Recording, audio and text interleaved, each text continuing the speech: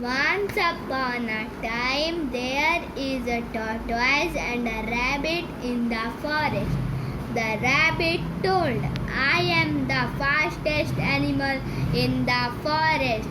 He started to laugh to others. Then the tortoise told, "Can you race with me?" The rabbit laughed and told, "With you, you will reach a place in one day." Then the race started.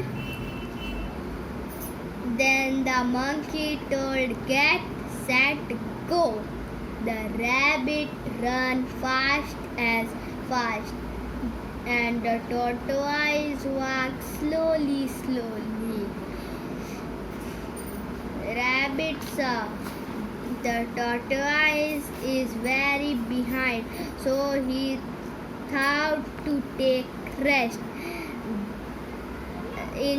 under the tree. Soon he slept, but tortoise continued as walking and reached the finish line, and he won the race. The rabbit come and see the tortoise won, and he felt ashamed and never started to laugh others.